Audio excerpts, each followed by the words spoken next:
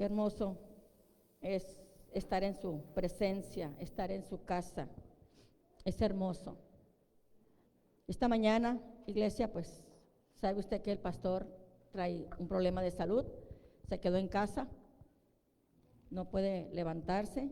Seguimos orando por él, esperando que el Señor haga la obra de sanidad en su cuerpo. Y pues sabemos que hay luchas espirituales, físicas, emocionales, carnales. Si no, entonces, ¿cómo se manifiesta el amor del Señor? Si no hay un problema, una dificultad, una discusión, un pleito, un odio, una rencilla, ahí se va a manifestar el amor y la misericordia y la paz del Señor.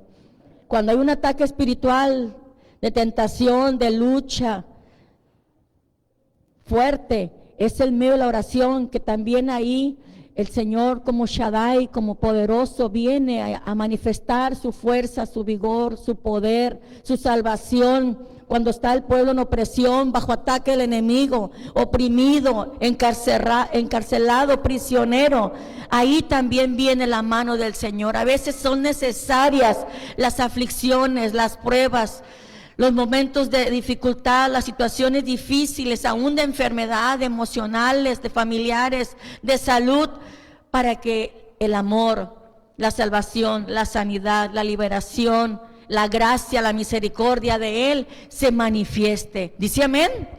Amén. Amén.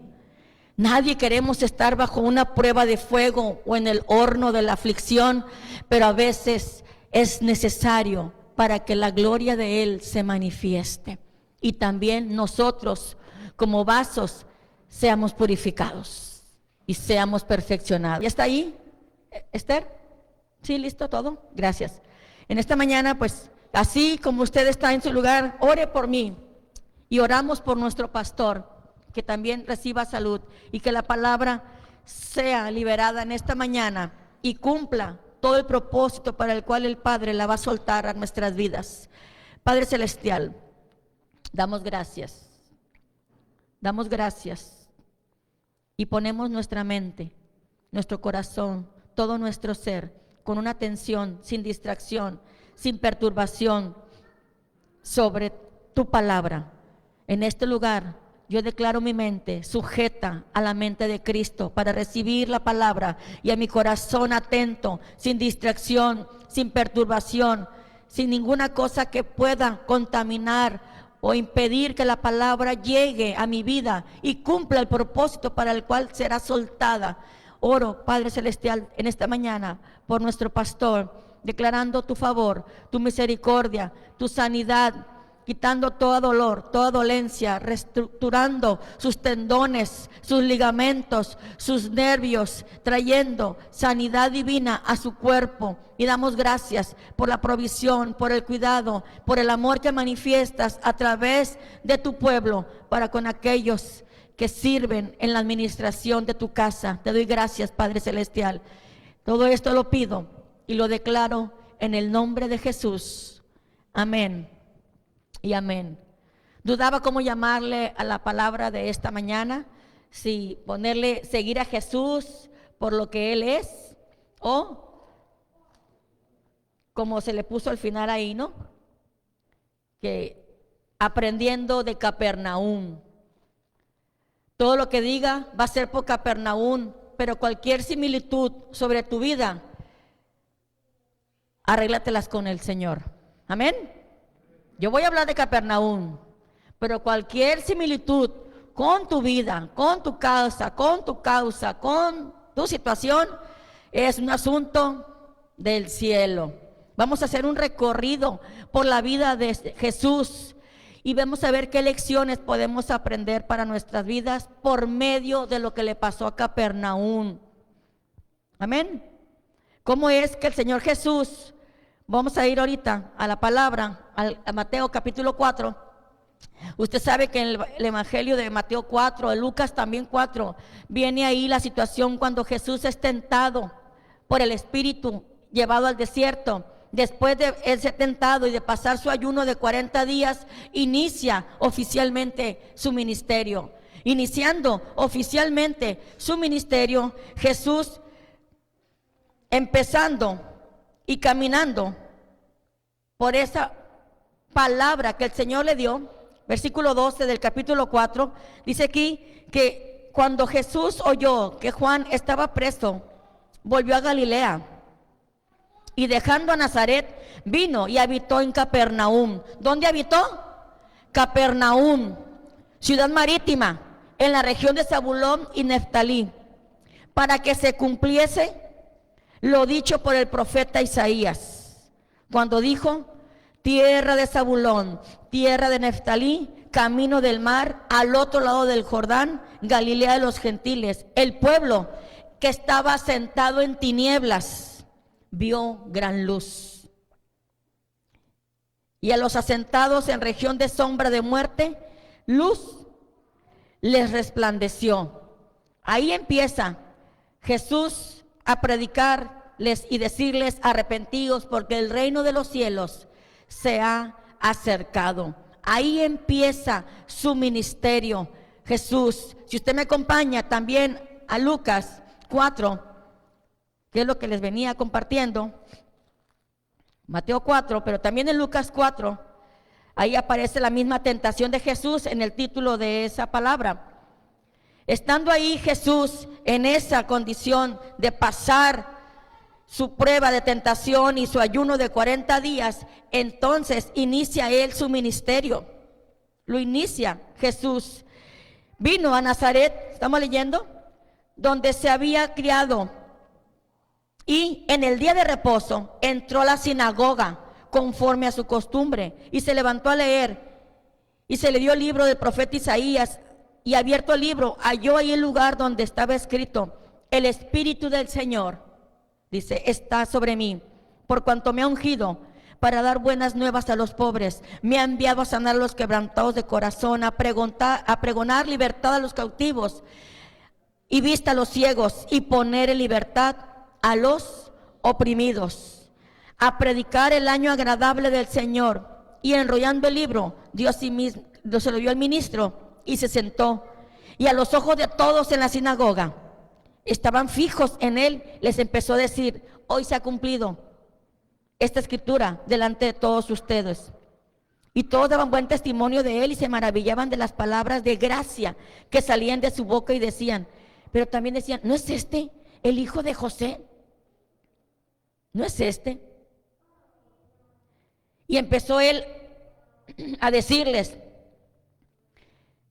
palabras: médico, cúrate a ti mismo, acompáñeme al 28. Y empezó a hablarles del profeta Eliseo, a hablarles de la mujer que recibió a Elías en Sidón. Y en el 28 le dice: a oír estas cosas, todos los en la sinagoga se llenaron de ira, y levantándose le echaron fuera de la ciudad y le llevaron hasta la cumbre de un monte, del monte sobre el cual estaba edificada la ciudad de ellos, para despeñarle. Pero dice ahí: pero él pasó en medio de ellos y se fue. Hasta ahí vamos a leer, no pierda este pasaje. Jesús, estamos hablando de la historia de Capernaum. Jesús, estando ahí en Nazaret, en su tierra, empieza a predicar. ¿Y qué le hicieron? Lo corrieron, lo echaron fuera a Jesús. Estamos leyéndolo, ¿verdad? Y estando ahí Jesús, en ese momento de la predicación con los suyos, y que no pudieron soportar la palabra porque les estaba ofendiendo lo que les decía, porque les decía mentira o les decía verdad. Les decía verdad. ¿Cómo es posible que Eliseo tuvo que ir con una mujer de Sidón y viuda para que ella la sustentara, y no fue ninguna de las viudas del pueblo de Israel? ¿Cómo es posible que Naamán el sirio viniera a ser sanado? Un leproso, cuando había tantos leprosos del pueblo de Israel para que vinieran a recibir tal milagro. Así también el profeta en su propia tierra no tiene honra, decía Jesús, y eso les molestó, les enfadó. Porque les hablo a ustedes y ustedes no me reciben. No se preocupe si usted en casa habla palabra de vida que edifica, y los oyentes de su casa les molesta, le enoja, lo fastidia usted por hablarle con la palabra. No se preocupe, a Jesús se lo hicieron. Voy a decir un dicho muy común: que la verdad no peca incomoda. La verdad de Cristo no era pecado, pero sí incomodó. Y si estás recibiendo una palabra de parte de algún miembro de tu familia y te incomoda, yo te invito a que tomes cuidado a favor de esa palabra y camines en la verdad que te están diciendo, para que haya bien para tu vida, porque a donde vamos a aprender cómo recibieron tantos favores y beneficios, pero no se tomó así. Seguimos ahí. El 31, del mismo versículo 4 de Lucas. Y descendió Jesús, ¿a dónde? Capernaum, ciudad de Galilea, y les enseñaba en los días de reposo. Ahí lo recibieron, ahí sí lo recibieron a Jesús. Acompáñeme a Marcos, capítulo 1, para que vea en qué se convirtió, capítulo 2, perdón, Capernaum, de la ciudad de la que vamos a aprender en esta mañana. Marcos, capítulo 2, versículo 1. ¿Ya estamos ahí? Comparta su palabra. Sí. Es necesario. Dice ahí, ¿ya estamos ahí? Entró Jesús otra vez en Capernaum después de algunos días y se oyó que estaba, ¿qué? En casa. Eso es una implicación fuerte, impresionante. Jesús tomó, mis amados hermanos, Capernaum por su casa, por su centro operativo ministerial, su base de operaciones. Capernaum, casa donde Jesús habitó en el tiempo activo de su ministerio. Yo le pregunto a usted, ¿usted cree que hubo milagros y maravillas en esa ciudad? ¿Usted cree que hubo pocos o muchos milagros? Muchos milagros. Oye, ahí vivía Jesús, era su casa. Capernaum era su casa. Vamos a ver solamente algunos ejemplos de los milagros. El milagro del hombre que bajaron sobre el techo, ¿se acuerdan? El paralítico, ese milagro sucedió en Capernaum. Porque estaba en casa. Era la casa de Cristo, donde Él habitaba, la que hicieron esa situación, o era la casa de Pedro. Porque hay evidencia arqueológica que Pedro vivió ahí en Capernaum, y hay evidencia arqueológica, histórica, documentada, fehaciente, real, que ahí Pedro erigió un templo físico para predicar la palabra en su casa. En su casa. Después de que el maestro ascendió al cielo. Vamos a ver los milagros de lo que le estoy hablando. Acompáñeme ahí a Lucas. Dele, de nuevo estaba el Marcos, hacia adelante, capítulo 7. Y vamos a ver ahí unos pequeños testimonios de milagros. Capítulo 7 de Lucas. Y aquí estamos hablando de cómo. Voy a leerle el versículo 1. Después que hubo terminado todas estas palabras al pueblo que lo oía, ¿entró a dónde? A Capernaum. Entonces, ¿dónde estaba Jesús? En Capernaum. En el versículo 2. Y el siervo de un centurión, a quien éste quería mucho, estaba enfermo, a punto de morir, y oyó hablar que Jesús estaba ahí con los ancianos, y le rogó que viniese y sanase a su siervo. Él envió a unos ancianos judíos que viniese y sanase a su siervo. Ellos vinieron a Jesús y le rogaron. Él les dice, diciéndole, Él es digno de que le concedas esto, porque ama a nuestra nación y nos edificó una sinagoga. Ahí, usted ya lo sabe, en el versículo 6, le dice, no soy digno de que entres bajo mi techo, y le recibió la sanidad. en la sinagoga que Jesús enseñaba en Capernaum. Cuando llegó a Capernaum, Jesús, la sinagoga en la que él enseñaba, esa sinagoga la había levantado, la había edificado ese centurión. Son datos importantes. Ahorita voy a explicarle por qué. Aquí está también en Marcos 2:1, donde estábamos hace un momento. Está ahí la historia, para los que anotan, del paralítico que sus amigos lo hacen descender por el techo. Leímos en Marcos, si gusta ir, también puede hacerlo, que entró Jesús a Capernaum. E inmediatamente entraron muchos, de manera que no cabían ni por la puerta. Entonces, en el versículo 3, vinieron a él unos trayendo a un paralítico que era cargado por 4.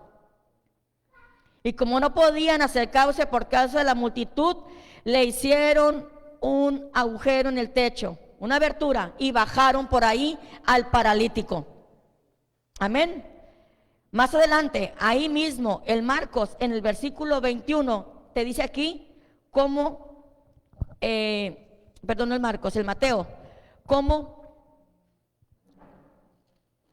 sana también a un endemoniado. Pero hasta ahí lo voy a dejar. Solamente estos ejemplos. Y está también el hijo del oficial de un rey en Juan 4:46, para los que anotan. Otro milagro, y hay miles de milagros. La alimentación de los 5,000 también, hermanos. Muchos milagros, muchos milagros. Muchos milagros hizo Jesús. Muchos milagros, muchos beneficios, muchas sanidades, muchas liberaciones, muchos prodigios, muchas restauraciones, mucha palabra de gente perdida en otra doctrina, alterada por los mismos judíos. Vinieron a la palabra también. Era un milagro también, porque cambiar de una manera de pensar, hermano, para venir a aceptar la palabra como la doctrina real y verdadera, cuando venimos de toda una genealogía de seguir determinada doctrina, y resultar que esa doctrina que veníamos practicando no nos iba a llevar al cielo, y venir a entender que lo que veníamos creyendo, practicando, diciendo, confiando, haciendo, predicando, aún nosotros, no nos iba a llevar al cielo. Eso también es un milagro, hermanos. Cambiar la manera de pensar, aceptando la palabra del Señor como una verdad que transforma y que da vida eterna. Usted, imagínese, hermano, le estoy hablando de Capernaum, de todo lo que Jesús hizo ahí. ¿Usted qué imagina que está pasando ahorita en Capernaum, donde ahí fue la simiente, el nacimiento poderoso, majestuoso de los milagros de Jesús? Debe ser ahorita una ciudad impresionante, enriquecida, llena de la historia, de los milagros y de vida de lo que Jesús hizo. ¿Le parece? Oye, ahí vivía Jesús. Así debe de estar una casa. Si tu casa vive Jesús en tu interior, ¿cómo debes de estar tú? Enriquecido, vivo, contento, floreciendo, prosperando, avanzando, progresando. ¿Le parece? Tendrán por ahí listo el video. Que me echen la mano. Traigo un material. Quiero que vean actualmente cómo está Capernaum. Amén, porque estamos aprendiendo de Capernaum. Pónganle pausa en lo que le ponen ahí y voy a apagar aquí la luz. Vamos a ver unos minutos de ese video.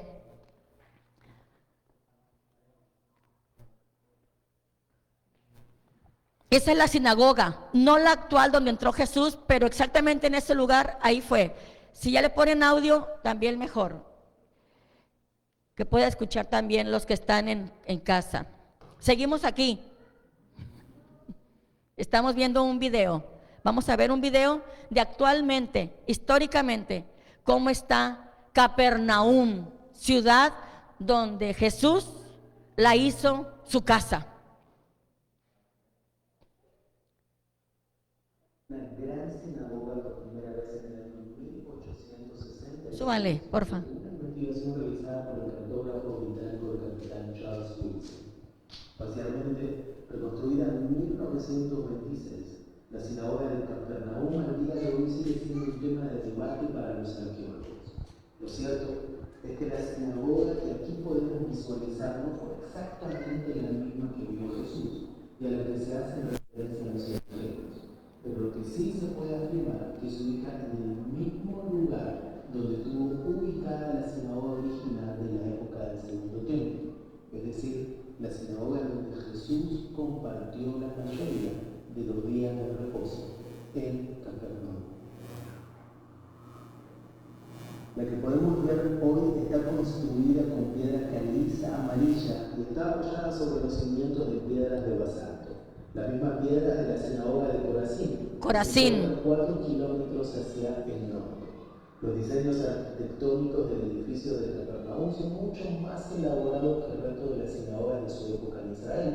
Se pueden ver capiteles corintios y relieves en piedras intricadamente tallados, con hojas de higuera, diseños geométricos, águilas, etc.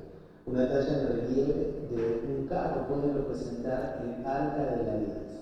Hay también inscripciones en arameo del siglo IV. En una de las columnas rotas está registrado el nombre de uno de los donantes, Alfo, hijo de Semida. Estos nombres eran la forma griega de Alfaeus y Zebedeo. Uno de ellos se menciona en el Nuevo Testamento. La sinagoga, si bien se descubre en el 1926, se estima que data del año 381 después de Jesús. La grandeza de la sinagoga de Capernaum ha contribuido a la controversia sobre la época que data el edificio. Se han propuesto varias teorías. La evidencia de la fecha del siglo IV se basa en parte en monedas y cerámica que se encontraron. Aquí, no se distraiga. Los defensores de una fecha anterior del siglo II dicen que pueden haberse dejado durante la reparación. Mire la ciudad, ¿cómo está? Posiblemente después del terremoto del 363. Otra posibilidad es que la sinagoga fue construida durante el breve reinado del 361 al 363 del emperador Julián, conocido como el Apóstata, que también correspondería con la fecha del terremoto. Lo que sí está claro es que la sinagoga y la iglesia de Capernaum fueron destruidas a principios del siglo VII. Fueron destruidas. Las continuas tensiones entre las comunidades cristianas. La iglesia de Pedro, octogonal flotante, así es también como se la conoce. La edificación se encuentra en la zona arqueológica de la ciudad de Capernaum. Hoy es parte del monasterio franciscano que se encuentra en la entrada de la ciudad. Esta edificación está dedicada a Pedro el apóstol, ya que se considera que debajo de esta construcción octogonal está ubicada su casa. La casa de Pedro. El apóstol, quien era oriundo de Bethsaida, ciudad de la que tenemos pocos registros, pero también Esa es Capernaum, hermanos. que Jesús tuvo su paso por allí.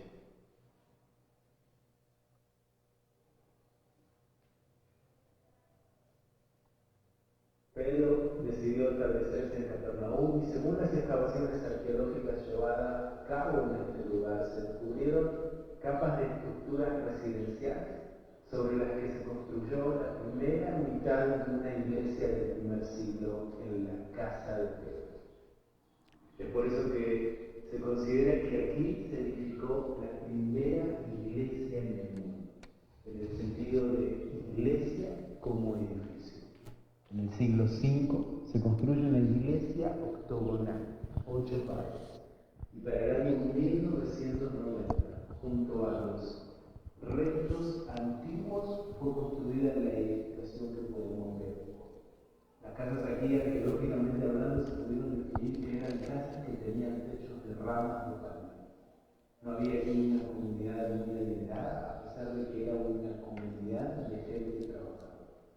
Abundaban los pescadores y el comercio era más bien internacional. Hasta ahí, gracias. Capernaum. Hasta ahí, gracias.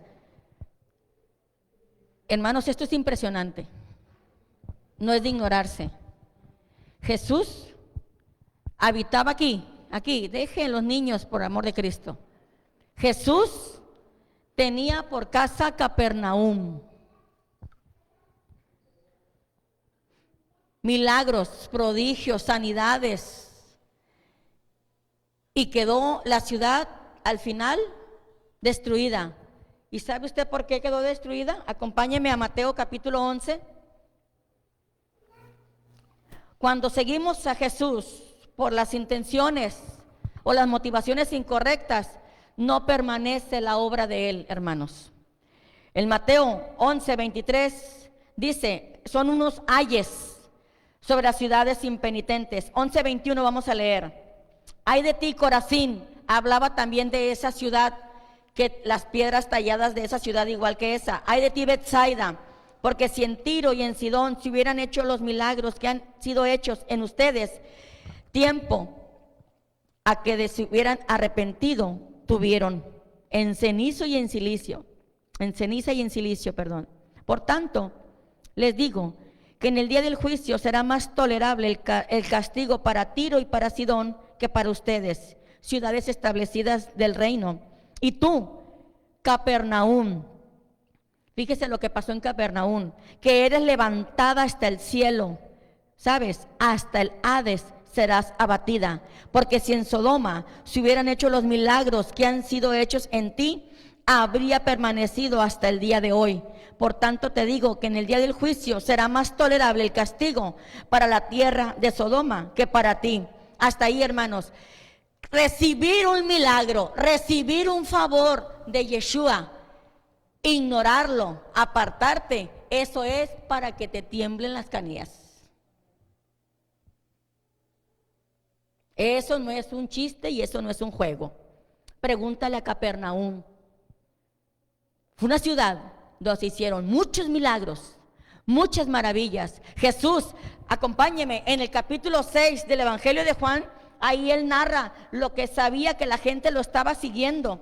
¿Por qué seguimos a Jesús nosotros, hermanos? Capítulo 6 de Juan. ¿Por qué seguimos a Jesús? ¿Por qué? Jesús sabía que muchos lo seguían por lo que él podía hacer, no por lo que él era. Juan 6, 26. Primero al inicio, el 22 dice, la gente busca a Jesús.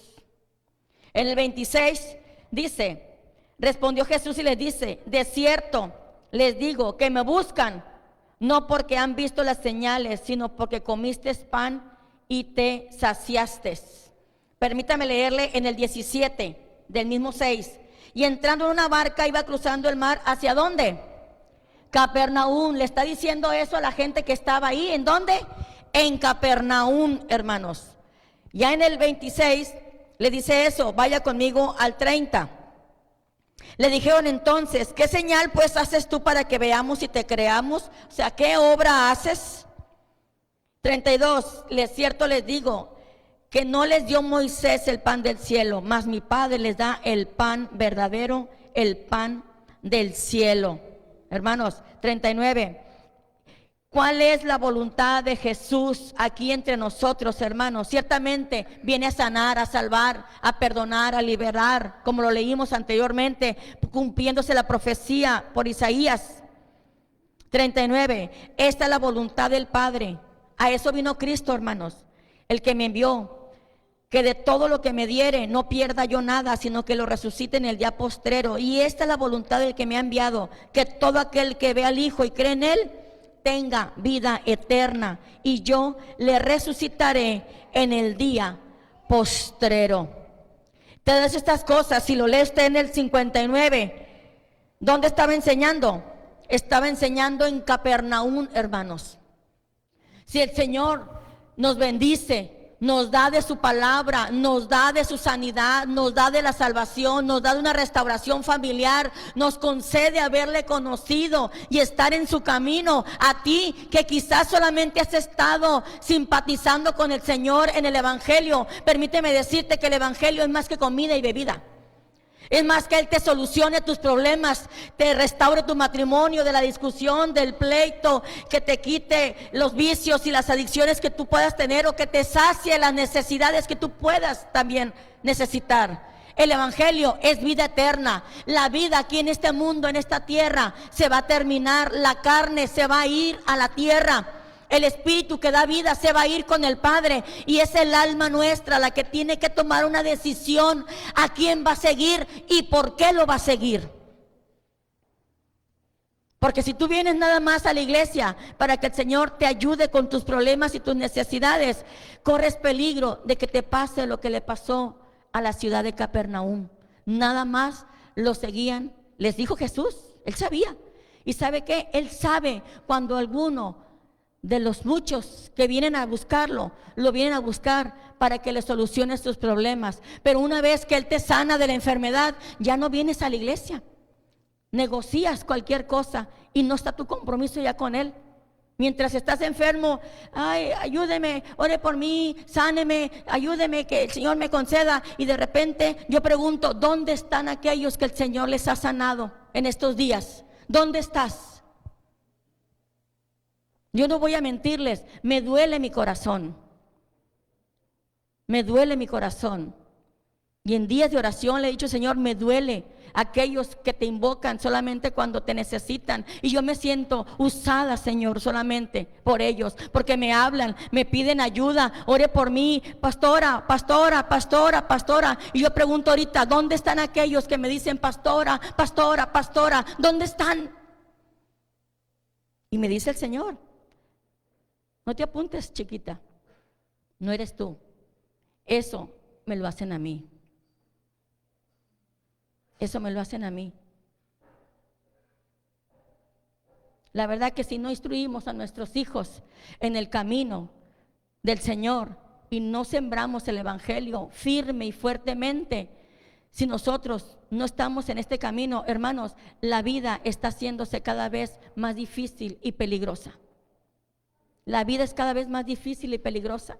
Ahorita tienen que estar los padres instruyendo a sus hijos con el cuidado y la delicadeza de que no se acerquen a nadie. Ahorita los niños ya no pueden siquiera salir a la calle a jugar porque ya hay un pavor, un terror, un temor que invade el corazón del padre de familia. Y si va el niño a la calle, ¿sabes? Dice el padre de familia, ni suficiente es que yo vaya a la calle con él, porque hasta ahora hasta los padres y madres son llevados junto con la criatura. Y que hemos de vivir encerrados en la cueva. Ahí es donde entra el cuidado y la provisión del Señor sin tentarlo. Él tiene cuidado de su pueblo. Él tiene cuidado de nosotros. Pero a Él no lo vamos a engañar.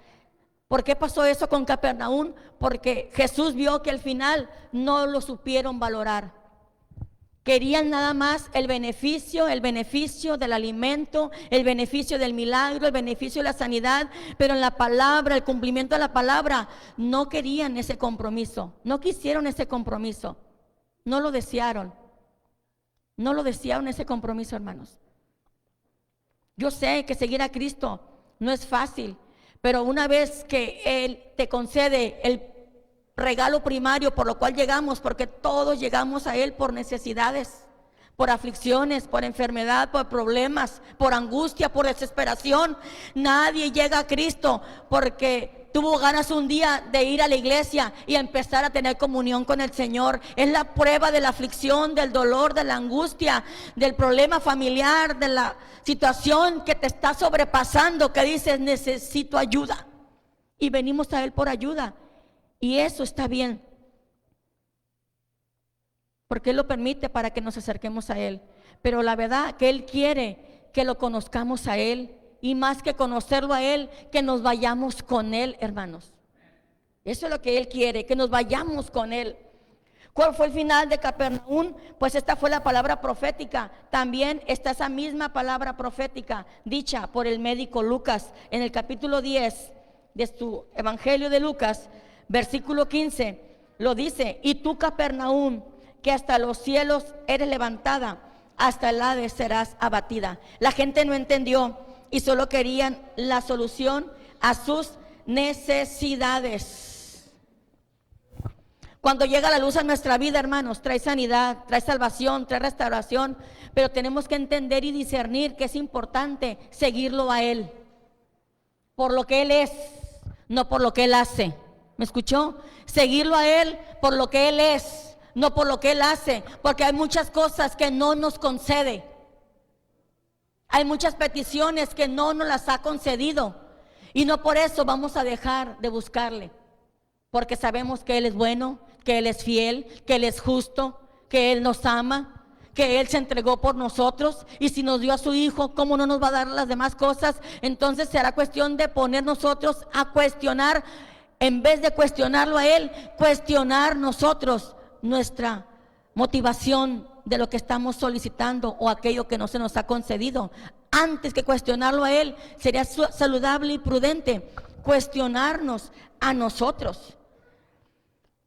Cuando usted estaba hambriento, en el caso del pueblo, fue sanado. Al enfermo fue sanado, el hambriento saciado, pues no le buscaron por lo que Él es, sino por lo que Él era capaz de hacer. Jesús sana, sustenta, da palabra, da vida, pero mucha gente lo siguió por la comida, mucha gente lo siguió por la sanidad, mucha gente lo siguió porque quería que le diera una palabra de consuelo.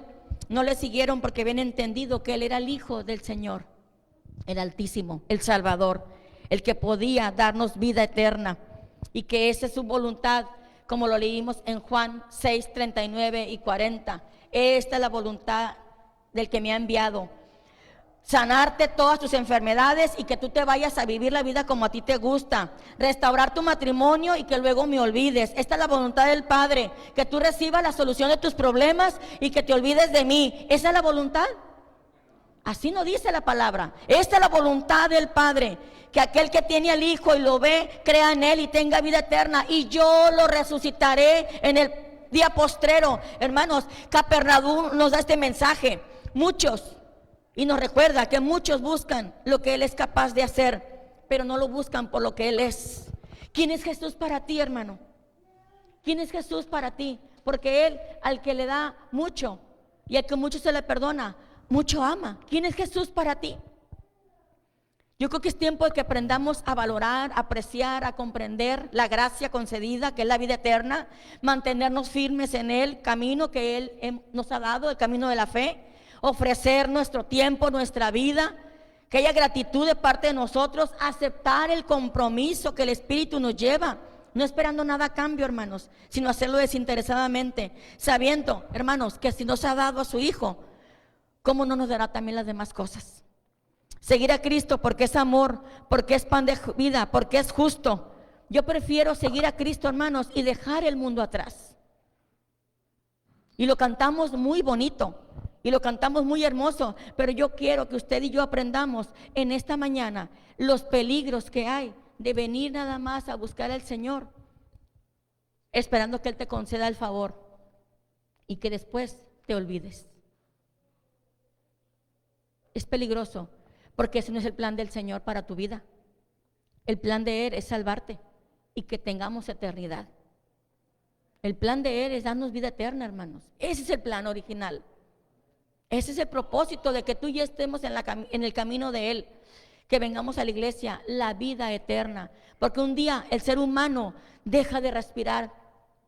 Un día el ser humano sale su alma de su cuerpo, y todo aquello por lo que está afanado, angustiado, afligido, desesperado, estresado y sin poder dormir, muere juntamente con él, y ya nada tiene importancia. Y lo que realmente importa, que es la vida espiritual y la comunión nuestra con el Señor, está en un total descuido.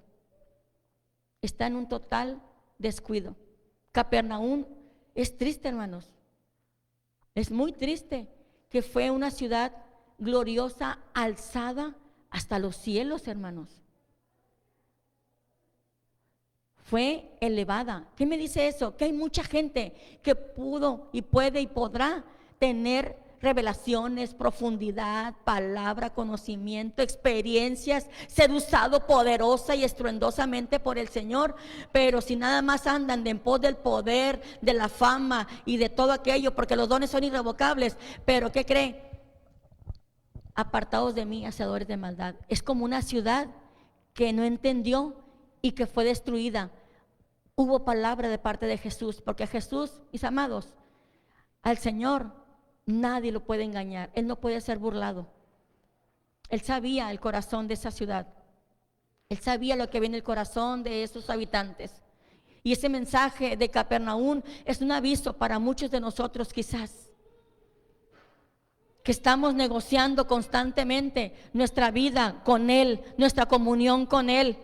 Mire, hermano, ya no digo yo que se levante un predicador a predicar. Yo digo que tengas tu casa en orden. Yo digo que tengas tu casa firme. Yo digo que tengas tu casa como un pedazo de cielo. Yo digo que tengas a tus hijos en sujeción. Yo digo que tengas tu matrimonio en paz, en gozo y restaurado. Yo digo que tenga al Espíritu Santo en control total y absoluto de tus finanzas, de tu salud, de tu casa, de tus bienes, de tu familia. Yo no estoy hablando de ir a hacer algo por Él, ni para Él. Y si no hay nada de eso en tu casa, entonces algo estamos equivocándonos. Algo está sucediendo que no estamos haciendo bien. Y lo irónico de todo esto, que lo tenemos a Él. Y tengo esa condición de vida. ¿Qué estoy haciendo, Señor? ¿O qué no estoy haciendo? Quizá yo no le puedo decir.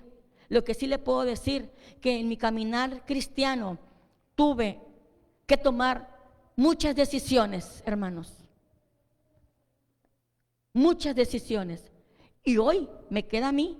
Yo no juzgo a nadie que no camina como caminé yo, porque yo entiendo que había en mí un llamado, juntamente con el pastor. Yo recuerdo, hermanos, qué esperanzas que por mi mente cruzara, ni por un instante faltara al templo, ni de chiste. Se me hacía algo asfixiante, inconcebible, faltar al templo. Yo sé que los tiempos ahorita son difíciles, pero el diablo también trabaja en estos tiempos difíciles y siembra desgano, siembra flojera, siembra conformismo, siembra muchas formas de acomodarse, depresión, flojera, desgano, desinterés. De todas maneras, ¿cuánto tiempo tengo yendo a la iglesia y no veo nada de lo que yo estoy esperando que suceda? Pero no permites que el Señor entre en tu corazón, porque Él es poderoso. Una ciudad alzada hasta los cielos, así como subió, así de profundo cayó. Eso sí es de tener temor, hermanos. ¿Qué milagro ha hecho el Señor contigo? ¿Y en qué lugar está Él en tu corazón? ¿En qué lugar está Él en tu corazón? Termino con esto. Capernaum, su casa de Cristo, su centro de operaciones. Estuve hablando de Capernaum, lugar donde hubo muchos milagros y sanidades, lugar donde quizás se construyó la primera iglesia en la casa de Pedro, lugar de adiestramiento y de envío de los discípulos. De ahí envió a los 12 y de ahí envió a los 70. Y ahí vivía el maestro en Capernaum, pero Capernaum no supo valorar. Por eso nosotros podemos decir, muchachos, ayúdenme, lo mejor, hermanos, está por venir. Esta no es una frase trillada, esa es la verdad de todo aquel que ha recibido a Cristo en su corazón. ¿Por qué lo mejor está por venir? Porque Cristo viene, hermanos. Y lo mejor está por venir. Cristo viene. Yo no sé usted, pero yo he decidido seguir a Cristo. Yo al mundo le he dicho, no vuelvo atrás para nada. Yo decidí seguir a Cristo. Yo decidí no negociar mi vida, mi comunión, mi asistencia, mi cambio, mi transformación en su palabra. Hermanos, ¿qué le cuento? Sigo en el proceso de la transformación. Eso no para, porque somos seres humanos carnales, con carácter, con temperamento, con situaciones que a veces te superan y la carne reacciona, pero abogado tenemos para con el Padre, a Jesucristo. Entonces siempre hay una puerta de salida, aunque tú y yo nos equivoquemos, caigamos y nos desviemos del camino, siempre hay una oportunidad. Pero es mejor mantenerse caminando hacia adelante que estar en sub y baja y sub y baja. Eso lleva a una vida cristiana de decepción. Hoy en día el Señor está obrando, hermanos, en las iglesias en que usted permanezca, en que usted luche por su alma, luche por su salvación, luche por permanecer en el reino, luche porque la palabra se cumpla en su vida, luche para que la palabra crezca en su casa, luche para que el Señor haga la obra que va a hacer de su reino y su propósito en ti, luche. Póngase de pie usted en su corazón y diga: estaba sentado, estaba dormido, pero hoy me pongo de pie. Me pongo de pie en pos de mi alma, en pos de mi casa, en pos de mi familia, en pos de mi comunión con el Señor, en pos de lo que Él va a hacer en nosotros, en pos de lo que el Señor tiene planeado con nosotros. Me pongo de pie. Cierre sus ojos y no espere la música. Abra su boca y diga: me pongo de pie. O quizá usted puede decir: estoy de pie. Estoy de pie, firme, caminando, marchando, confiando, creyendo, manteniéndome, esperando, peleando la batalla. Estoy de pie, Señor, estoy de pie, estoy firme, esperando el día en que toque la trompeta o en que quizás me mande llamar. Estoy de pie, dejando un legado real en mi casa, con mis hijos, con mis nietos. Estoy de pie, sembrando el evangelio en mi casa. Estoy de pie, dejando un buen testimonio. Estoy de pie, declarando tu milagro, tu palabra, tus proezas. Estoy de pie, no me conformé con el milagro, no me conformé con la sanidad, no me conformé con la restauración de mi casa, no me conformé con la sanidad divina, no me conformé con que me haya sanado y liberado de mis problemas. Te quiero a ti, Jesús, te quiero a ti, te quiero a ti, te necesito a ti, me quiero acercar más a ti, Señor. Estoy de pie, estoy de pie, estoy de pie. Estoy de pie. Bendigo tu vida, hermano, que estás aquí en casa, de pie, tomando la palabra, comprometiéndote con el Señor, buscando su reino en tu casa, en tus hijos, en tu familia. Estoy de pie.